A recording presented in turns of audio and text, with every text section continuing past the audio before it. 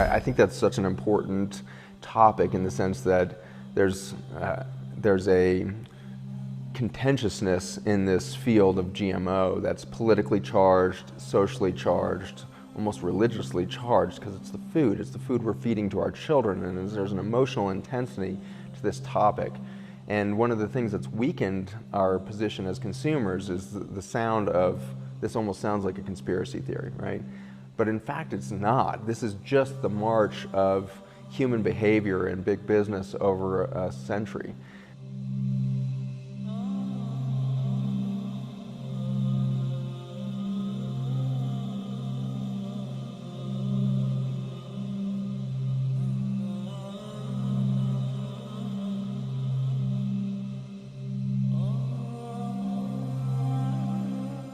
First of all, what's a GMO? Genetically modified organism. They're swapping individual genes or sequences of genes, pulling it out of one organism's DNA and putting it into another organism's DNA. The process itself creates a lot of problems, and they don't even focus on that. They focus on the traits. So here are the traits. Now, there are 5 major genetically modified food crops: soy, corn, cotton, canola, sugar beets. Also a 6th, alfalfa, used as hay for animals. All of those 6 are engineered with a trait called herbicide tolerance. They take a gene, generally from bacteria, and put it into the DNA of the plants so that the plants can be sprayed with certain weed killers that would normally kill them. So Roundup-ready crops can be sprayed with Roundup. Liberty-linked crops can be sprayed with Liberty. And the crops absorb these weed killers, which are poisonous, and we eat them. So we'll be talking about in the summit what could go wrong by eating a weed killer. The other type of crops are the Bt-producing crops. Bt is Bacillus thuringiensis. Basically, it's a poison. It's an insecticide. It breaks open the stomach of insects to kill them. It comes from a natural soil bacteria. So they take the gene out of the bacterium, put it into the DNA of corn and cotton plants. So now these plants are registered pesticides. So about 80% of the crops that are genetically engineered are engineered not to die when sprayed with poisonous weed killer, and about 20% produce a poisonous bug killer. So our food won't die, but everything else around it dies. The bugs, the worms in the soil, all the weeds. And the good bacteria in the soil. The good bacteria, it soaks into the plant, and it does not wash off. The problem with that is that there's a chemical in it called glyphosate, which destroys our gut bacteria. 70% of our immune system is there. Without that gut bacteria, we can't produce tryptophan. Without tryptophan, our bodies don't produce serotonin. Without serotonin, we can't regulate blood sugar. An incredible statistic is only 0.1%, 1,000th of a percent of the glyphosate or Roundup that's sprayed worldwide actually hits its target. Wow. 99.9% of this chemical is going right into our water systems as wash off and never reaches its therapeutic target of the weed, if you will. The terrifying thing about that toxin is that it is water soluble. And nature makes the vast majority of its toxins in the form of lipid or fat soluble toxin.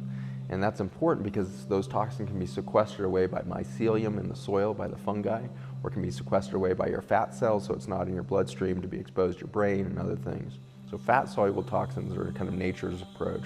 Water soluble toxins, this man-made approach, is very frightening because it goes everywhere. And once you dump this into the environment, it's going to go into the water table. It actually evaporates and goes into our air, ends up in our clouds, rains back on us. So we create this whole ecosystem of toxin.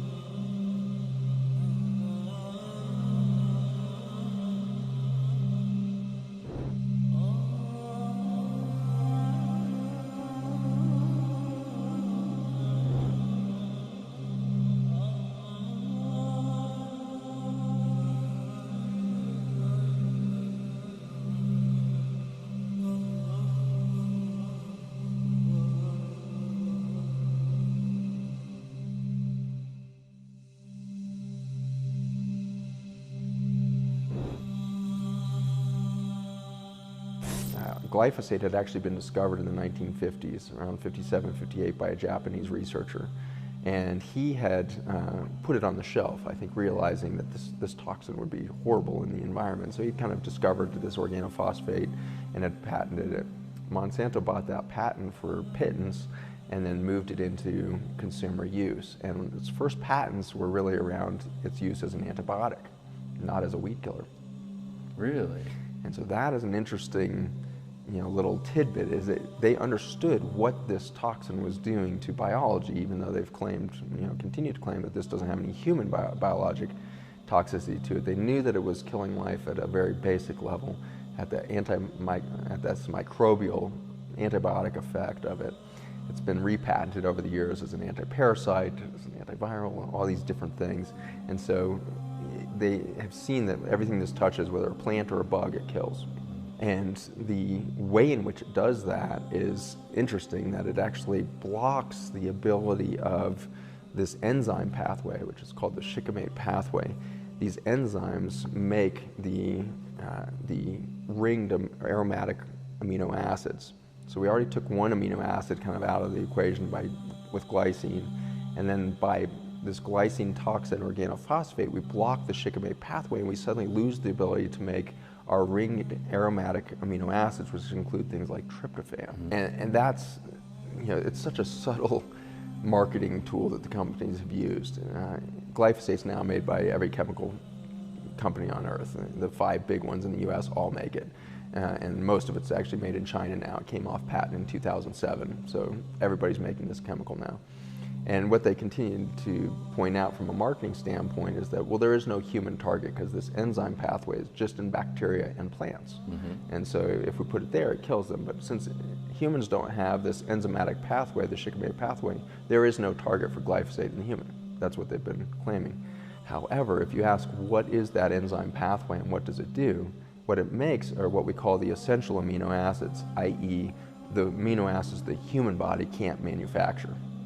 The vast majority of the amino acids in those 26 we can make on our own. So 4 of those essential amino acids, so at least half of them are now taken out of the equation.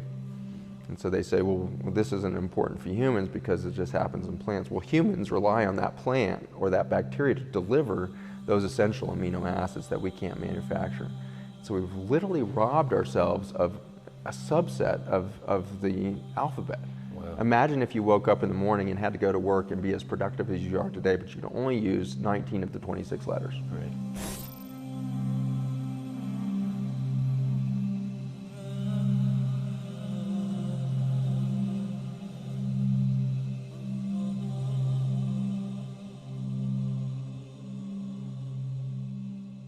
I think by and large the consumer has been so confused and blinded by this constant marketing, constant messaging that genetically modified crops are a necessary thing to feed the world. Right. We have 7 billion people. We have to feed them. We would have starvation if we didn't have GMO crops. And I've heard that before.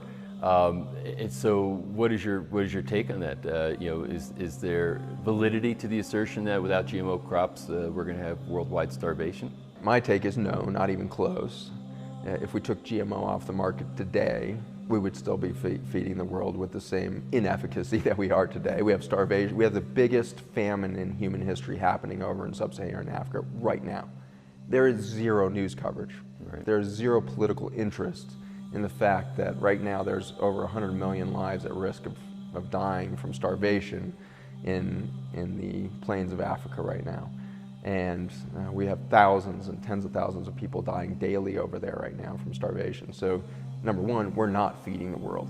Not because we're not growing the food, but because we don't have the political infrastructure and the societal awareness to distribute food correctly. So starvation is never a growth or production problem. I think it's always a political problem. Second piece of this is there was billions of people on the earth in 1995. 1996 we debuted GMO. We weren't starving of lack of production in 1995, so therefore we had to create GMO. So it's such an artificial argument that we would starve without GMO crops. We couldn't feed the world. It's totally bogus because we only have to back up 20 years to realize we were feeding the world then, we are feeding our world ineffectively even now with all of the GMO.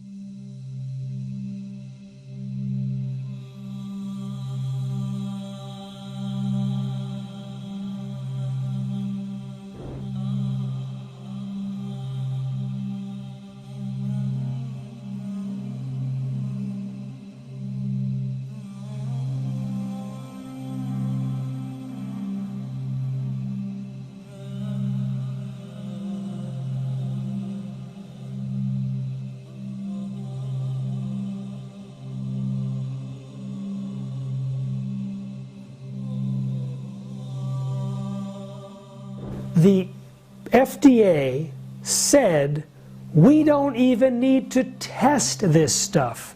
It's completely safe. You ask the biotech industry, Monsanto on its website, no human tests are necessary.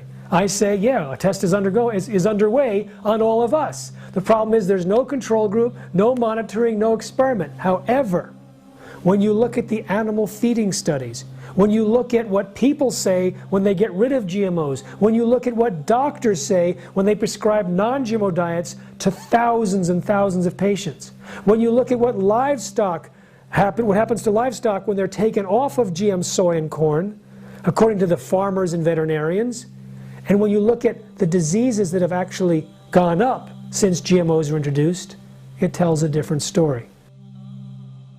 And if you have an ounce of intelligence to think that this ignoramus that we call Homo sapien can improve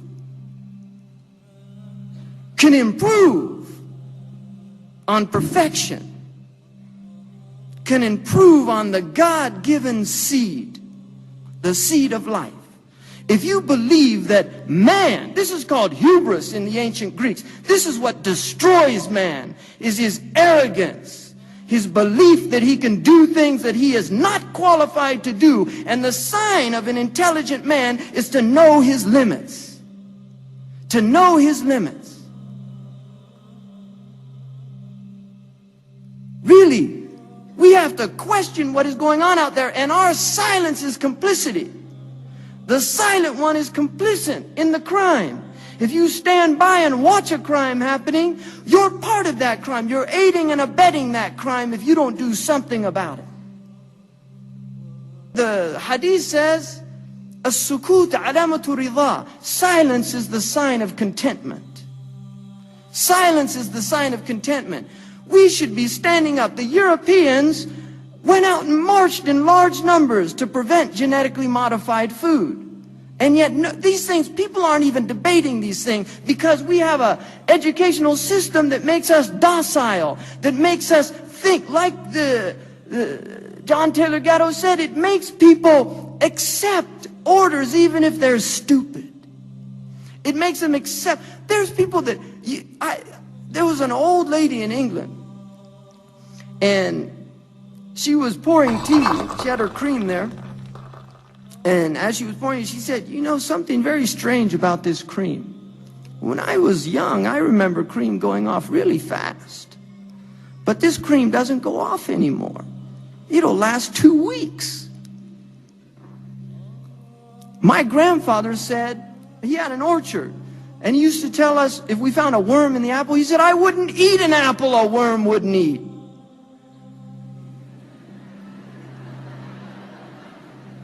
Seriously, think about that, people. I don't want to eat a tomato that doesn't bruise. You go into supermarkets now and you think you're in a science fiction movie. The colors are different. Where are they getting apples like that? I don't remember apples that look like that. I didn't remember strawberries like that. Seriously, you think this is what's happening. You're watching this thing happening before your eyes. We need to wake up and take our lives back. We should be encouraging organic farms. We should be encouraging organic gardens. We should be at the forefront of the urban homesteading movement. These are things that Muslims should be involved in.